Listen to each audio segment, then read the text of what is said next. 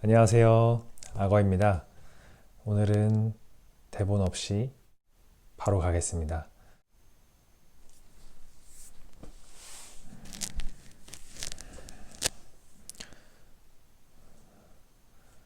오늘 영상은 여러분들에게 어떤 정보를 전달해 드리기 위함이 아니라 제 스스로 기록을 남기기 위한 목적이 훨씬 크기 때문에 안 봐도 되겠다 하시는 분들은 바로 패스해 주시면 됩니다. 오늘 제가 드릴 이야기는 저의 두통 역사에 대해서 말씀드리려고 해요. 전 어렸을 때부터 두통이 되게 자주 있는 편이었는데요. 어렸을 때부터 비염이 있었어요. 비염 때문에 코를 되게 많이 훌쩍거렸고 두통이 심했었죠. 그러다가 너무 심해져서 고등학교 때는 비염 수술 하면서 이 코뼈가 살짝 휘어 있어서 한쪽이 더 많이 막혀가지고 그거를 좀 깎아내는 수술을 해서 코를 좀 뚫는 거죠. 비염 수술도 같이 해가지고 해서 많이 나아지긴 했어요. 근데도 여전히 좀 겨울돼 있거나 좀 추운 데 있다가 들어오면은 많이 코가 막히는 그런 증상이 있고요. 그 때문인지 두통은 이제 간헐적으로 계속 있었는데 특별히 없다가 두통이 또 최근에 심해졌던 거는 회사에 들어오고 나서입니다.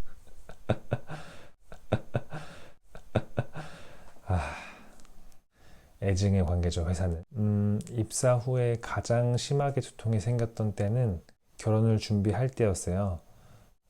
결혼 준비 과정이었나? 아니면 정확하게는 기억 안 나는데 어쨌든 가장 심했던 때는 결혼식 전날 밤.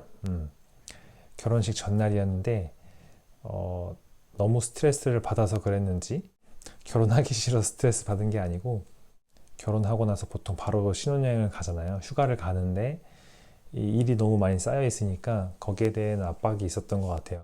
그때 제가 입사한 지 2년이 채 안 됐던 시기였기 때문에 일이 익숙치 않았었고 제가 은행원이라고 말씀드렸죠. 이게 대출이 이렇게 막 쌓여 있으면은 이 어쩔 줄을 모르겠는 거예요. 그때도 막 이 대출을 시작한 지 얼마 안 됐었던 시기였기 때문에 막 일이 쌓여 있으니까 막 이거 어떡하지? 막 그렇게 끙끙 앓았던 걸로 기억을 해요. 그렇지 않고서야 그렇게 스트레스를 많이 받을 일이 없기 때문에 그랬습니다. 그래서 한 오후쯤부터 머리가 아프기 시작하더니 이제 퇴근을 되게 그 옆에 계셨던 차장님께서 빨리 가라고 해서 보내주셔가지고 제가 다행히 일찍 퇴근은 했는데 너무 머리가 아픈 거예요. 원래대로라면은 제 친한 친구 둘이 이제 한 명은 사회를 봐주고 한 명은 이제 피아노 연주로 이제 해주기 위해서 해주기로 돼 있었기 때문에 저희 아버지랑 저랑 친구 둘 해서 같이 식사를 하기로 했었는데 제가 너무 머리가 아파가지고 밥도 못 먹고 그냥 오자마자 씻고 바로 잤어요. 아마 저녁 6시, 7시 이때쯤에 바로 누웠을 거예요.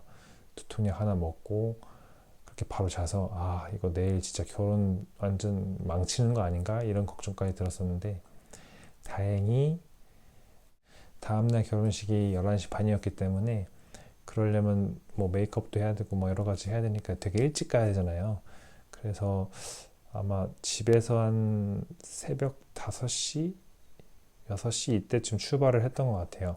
왜냐면 그 예비 신부가 있는 집까지 또 가서 픽업해가지고 또 샵으로 가야 되기 때문에 어쨌든 한 5시, 4시 반, 5시 이때쯤 일어난 것 같은데 다행히도 그렇게 일찍 자고 나니까 두통이 사라졌어요. 정말 다행히도. 그래서 좀 가벼운 마음으로 이제 예비 신부를 데리러 가서 데리고 이제 그 메이크업 하는 곳으로 옮겨가서 메이크업 하고 옷 입고 이제 식장에 가고 다행히 그렇게 무사히 결혼식을 치를 수 있었습니다. 심지어 제가 축가를 직접 하는 게 있었는데 그것도 잘 치렀고 정말 아찔했었어요 사실은. 다행히 머리가 안 아파서 나아서 무사히 치를 수 있었고 머리가 왜 이래 자꾸 이렇게 갈라져.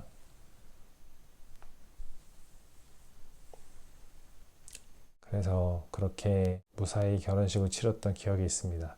그때부터였는지 모르겠는데 일하다가 스트레스를 좀 심하게 받으면 바로 두통이 팍 오는 거예요. 뭐 이게 한쪽이 너무 많이 아프긴 한데 병원을 가도 뭐 편두통 증상은 아닌 것 같다고 하더라고요. 뭐 어느 날 이쪽이 아프고 어느 날 이쪽이 아프고 그렇긴 한데 어느 날 이쪽이 다 아프고 이렇긴 한데 편두통 증상처럼 막 뭐 눈이 안 보인다든가 막 뭐 어지러지라는 증상이다거나 그런 적은 없어서 그런 건 아닌 것 같고 뭐 편두통 약을 한 번도 먹어본 적은 없어요. 처방은 받았는데 그냥 아스피린이나 어떤 그런 약들을 먹고 나면 괜찮아졌었기 때문에 그렇게 지냈었는데 한 입사 5년 차쯤 됐을 때 그때 좀 되게 위기였어요.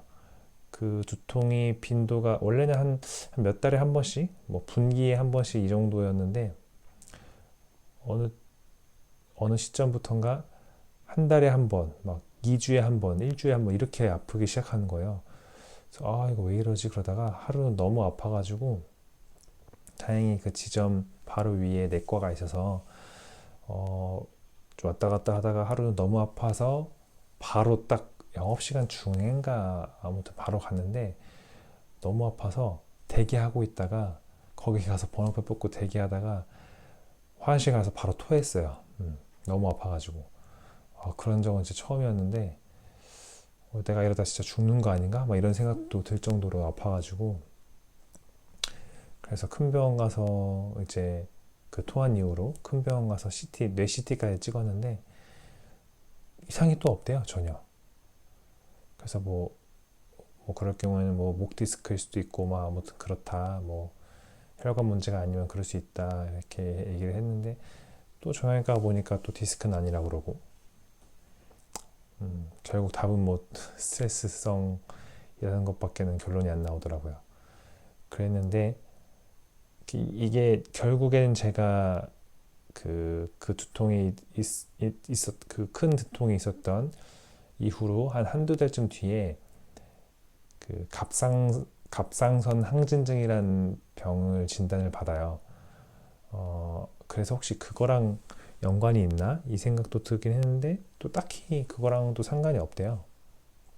어쨌든 그게 좀 순차적으로 그런 병이 와가지고 그냥 전반적으로 제가 스트레스를 많이 받아서 그랬던 게 아닌가 이런 생각이 들더라고요. 그 갑상선 항진증 같은 경우도 이제 자가면역 질환 중에 하나인데 뭐 원인은 뭐 유전 아니면 이제 스트레스래요. 근데 유전은 개인적으로 가족력이 없기 때문에 아닌 것 같고 결국은 스트레스. 제가 이 직업이랑 잘 안 맞나 봐요. 스트레스를 너무 많이 받아서 예전에 비하면 그래도 많이 마인드 컨트롤을 하게 됐는데 그래도 여전히 이 불특정 다수의 사람들을 만나는 이 직업이 정말 저한테는 쉽지 않은 것 같아요. 뭐 누구에게나 쉽지는 않을 것 같다고 생각이 들지만 성격상 아무리 이 갭을 극복하는 게 정말 쉽지는 않은 것 같아요. 예를 들어서 뭐 그 제가 극복할 수 있는 제 성향상 극복할 수 있는 수치가 뭐 100 중에서 한 70까지 50까지라고 치면 과거에는 제가 예를 들어 30까지밖에 극복을 못했는데 제가 아주 많이 올려서 노력해서 한 50까지 올렸다고 치면 제가 그래도 다 커버할 수 있는 거는 한 6, 70까지밖에 안 되는 거죠. 근데 이 직업에서 나에게 주는 스트레스는 그 70을 넘어서 한 8, 90 정도 된다. 뭐 이렇게 생각을 하면 될까요? 아무튼 그래서 그 갭을 많이 줄이긴 했는데 아직도 근본적으로 그거를 극복하기는 좀 힘들지 않나. 그래서 제가 아직까지도 이렇게 스트레스를 받는 게 아닌가 이런 생각이 들고요. 물론 여기에는 그 스트레스 받는 큰 원인 중에 하나는 제 실력, 이 직업에 대한 이 분야에 대한 저의 어떤 노력이 부족한 부분도 분명히 있다고 생각하고 글쎄 모르겠어요. 실력이 없어서 의욕이 덜 생기고 스트레스를 더 받아서 또 의욕이 덜 생기고 이런 것도 있을 텐데 관심이 덜 가는 것 같아요. 개인적으로는 재미가 없어요. 보람도 못 느끼겠고 그런 것 때문에 더 동기부여가 안 돼서 공부를 안 하게 되고 아예 안 하진 않는데 덜 하게 되고 노력을 덜 하게 되는 것 같아요. 그냥 해왔던 거대로 최대한 어떻게든 버텨보려고 하게 되고 그런 게 더 커서 좀 악순환이 되지 않나 이런 생각이 듭니다. 그래서 계속 이 분야에 대한 공부보다는 다른 분야에 대한 공부를 좀 더 시간을 쪼개서 많이 하려고 노력하고 있고 시간을 투자하고 있고 그러고 있고요. 어찌 됐든 이 직업이 저한테 가져다주는 경제적인 이익 이런 것들은 무시할 수 없기 때문에 또 해왔던 시간들, 투입했던 시간과 노력이 있기 때문에 이거를 한 번에 버리는 거는 그런 선택을 하는 건 쉽지 않다고 생각하고 또 가정도 있기 때문에 그래서 최대한 버티면서 최대한 즐겁게 하려고 노력하면서 저만의 또 다른 길을 모색하려고 합니다. 뭐 이렇게까지 얘기하면은 뭐 이제 전 처음에는 이런 얘기까지 하면 얼굴 공개하고 이런 얘기까지 하면은 같은 업종, 저랑 같은 직장에 다니는 사람이 보고서 이놈 봐라 막 이렇게 할까봐 얼굴 공개도 못하고 유튜브도 어떻게 해야 될지 막 고민하고 있었는데 아시겠지만 제 구독자가 20명도 되지 않습니다. 갈 일이 없어요. 그래서 제 직장 동료들한테도 말하지 않았고 말하는 사람이 있다. 근데 그분들은 저는 제가 생각하기엔 적어도 제 편이라고 생각하기 때문에 저를 지지해주지 제가 이걸 한다고 해서 이 자식 본업에 충실하지 않고 딴짓하네 이럴 분들은 최소한 아니기 때문에 유튜브를 이렇게 찍고 있고요. 뭐 만약에 뭐 말한다고 해도 뭐 어쩌겠어요. 그렇습니다. 예, 오늘 정말 그 두통의 역사를 왜 얘기하기 시작했냐면 오늘도 너무 머리가 아파가지고 간만에 진짜 정말 많이 아팠었는데 이게 아침부터 감사가 나왔어요. 정기 감사가. 그래서 그거에 대한 어떤 긴장감 때문에 이게 아닌 척 하려고 해도 이 긴장됐던 게 이제 확 오면서 두통이 왔고 또 영업시간 중에 또 손님도 많이 이렇게 밀리고 또 이제 옆에 신입 직원이 있어서 신입 직원이 이제 막 업무를 배우기 시작했는데 제 것도 하기 바쁜데 이제 그 친구를 케어해 주려고 하다 보니까 더 부담을 느꼈던 것 같아요. 이게 참 그 친구에게 미안한 게 되게 좀 역량 있는 멘토를 만나야 잘 배우고 할 텐데 진짜 힘들더라고요. 제가 입사한 지는 꽤 됐는데 제대로 신입 직원을 케어해 준 경험이 없어요. 후배를 제대로 받아본 적이 없었거든요. 그 전에 제 밑으로 들어갔던 후배들은 제 바로 직속이 아니고 이렇게 좀 떨어져서 일을 했던 상황이었기 때문에 또 가르쳐 줄 것도 없는 환경이었어요. 그 시절에는.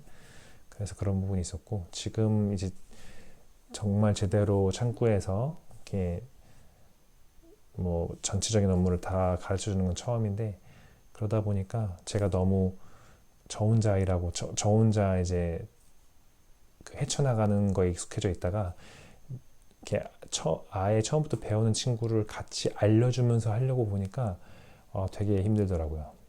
진짜 멘토는 아무나 하는 게 아닌 것 같아요. 신기한 거는 퇴근하고 집에 와서 씻고 제가 좋아하는 분야 공부를 이렇게 하다 보니까 두통이 사라졌어요. 두통약을 원래 집에 오면 무조건 먹어야겠다 이 생각으로 왔는데 진짜 무조건 먹어야겠다 이런 마음으로 왔는데 너무 아파가지고 사라졌어요. 지금 심지어 시간도 이제 12시가 갓 넘었는데 아직 좀 남아있지만 아주 좋아졌습니다. 이런 게 참 좋아하는 일을 하는 것과 그렇지 않은 걸 하는 거에 대한 차이인 것 같아요. 물론 좋아하는 일도 이제 생계가 되고 이제 프로의 세계로 들어가게 되면 결코 쉬운 일이 아니겠지만 어쨌든 뭐 그거의 장벽은 존재하겠죠. 그렇습니다. 네, 오늘은 이제 대본 없이 미리 생각해 놓은 거 없이 그냥 막 주제에 대해서 떠오른 거에 대해서 얘기하다 보니까 좀 길어졌는데요. 처음에 말씀드렸다시피 이거는 제 기록을 남기기 위한 영상이기 때문에 좀 양해를 부탁드리고, 혹시라도 이걸 다 들으신 분이 계시다면 정말 박수 쳐드리고 싶고 감사드리겠습니다. 여기까지 보시고 중간에 제가 말씀드렸던 부분에 대해서 기억하시고 댓글까지 남겨주신다면 제가 기프티콘 쏘겠습니다. 커피 기프티콘 진짜로. 예. 딴 건 못 쏘겠고 아직 제가 돈을 많이 못 벌어서. 예, 스타벅스 얘기하면 안 되겠나. 어쨌든 기프티콘 쏘겠습니다. 네, 오늘도 즐거운 하루 보내시고요. 영상이 마음에 드셨다면 구독과 좋아요 한번 부탁드리겠습니다. 감사합니다. 안녕.